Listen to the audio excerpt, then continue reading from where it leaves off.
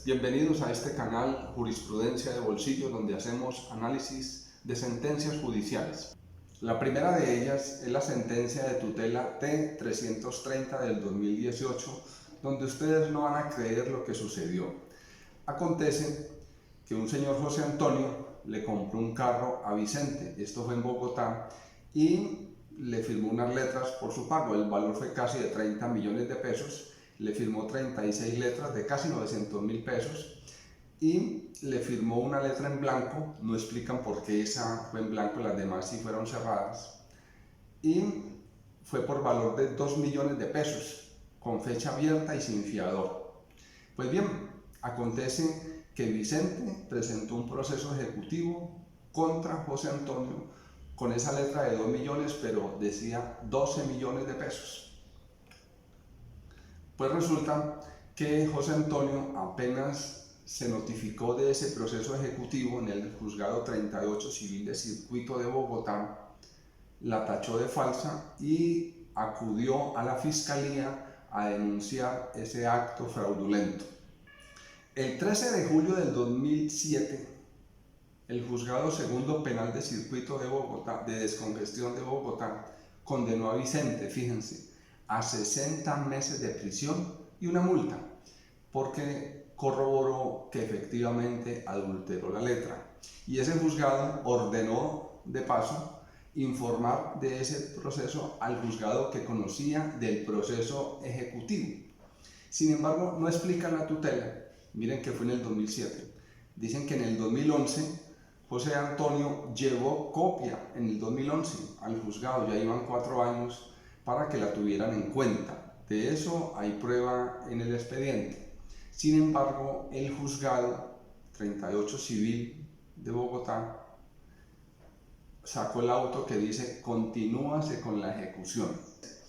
Pues en Bogotá ese proceso pasó a un juzgado civil de circuito de ejecución, que ya es muy normal hoy en día, y ese juzgado acumuló el proceso donde ya estaba condenado el señor a pagar ese dinero, pese a lo que había ocurrido en la Fiscalía, y lo acumuló con 32 letras de las 36 que ya había firmado, y le inició una ejecución ya acumulado el proceso donde ya se decía que tenía que pagar los 12 millones de pesos más las 32 letras.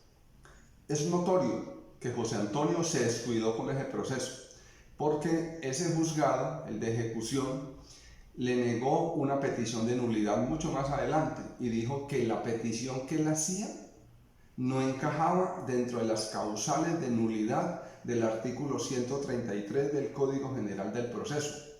Es decir, que no le podía conceder la nulidad porque él dejó avanzar el proceso sin alegarla a tiempo.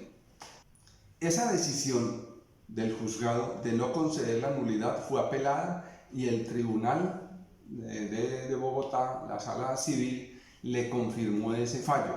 Por eso es que José Antonio acudió a la acción de tutela, que es la que estamos estudiando. Vamos a ver qué dijeron las Cortes. Debo decirles que la primera instancia de la tutela correspondió a la Sala Civil de la Corte Suprema de Justicia.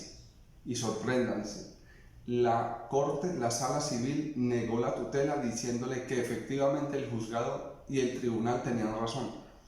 La petición que él hacía de nulidad de ese proceso no estaba enlistada dentro de las que autoriza el Código General del Proceso en el artículo 133. Esa decisión fue impugnada, como si fuera apelada, por José Antonio, por el abogado, y correspondió a la Sala Laboral de la Corte Suprema de Justicia, que volvió y la confirmó. Es decir, no tenía derecho a que se le reconociera esa nulidad porque no estaba dentro de las causales que la norma exige. Y es que efectivamente el artículo 133 del Código General del Proceso trae unas causales por las cuales se debe declarar la nulidad de un proceso o de una actuación, y la que alegaba José Antonio no estaba dentro de esas. Y dice el último parágrafo del artículo 133: las demás irregularidades del proceso se tendrán por subsanadas si no se impugnan oportunamente por los mecanismos que este código establece.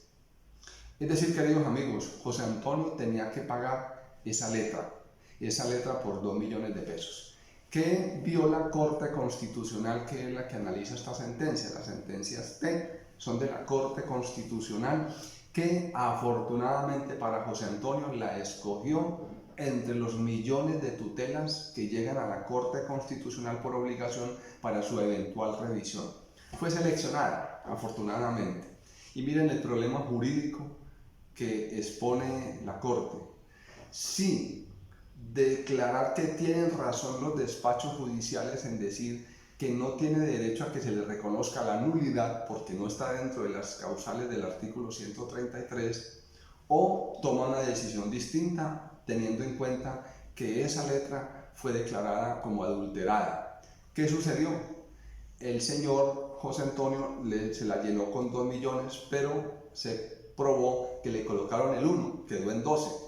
Y decía 2 millones en letras y le colocaron la C y la E, lo explica muy bien el proceso, y quedó como si diera 12 SC. Dice la Corte Constitucional, en el caso concreto, la omisión de tener en cuenta la prueba mencionada, por cuanto no se ajustaba a ninguna de las causales consagradas en el artículo 133 del Código General del Proceso, se traduce en un claro exceso ritual manifiesto, ya lo hemos hablado, exceso ritual manifiesto, que lesiona los preceptos constitucionales que garantizan el debido proceso y la prevalencia del derecho sustancial en las actuaciones judiciales. Créanme que no es fácil lo que está haciendo la Corte Constitucional, porque es que son despachos judiciales, gente que también sabe mucho de derecho y fallaron conforme a la ley. Es que a un juez le da pensadera tomar una decisión contra una norma porque pudiera ser denunciado por un prevaricato por acción. Es bastante complejo. Por todo lo anterior, dice la Corte, la presente acción de tutela debe prosperar como mecanismo definitivo en procura de la justicia material. Dijo, aplico la justicia material, un principio iluminador del derecho y de las democracias.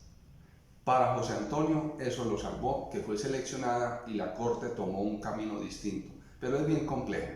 De no ser así, José Antonio tendría que decirle a su descendencia que a él una letra de 2 millones se la volvieron 12 millones, que la justicia penal condenó a ese señor a 5 años de cárcel porque quedó probado, y que aún así la justicia dijo que tenía que pagar esos 12 millones de pesos por no haber accionado a tiempo.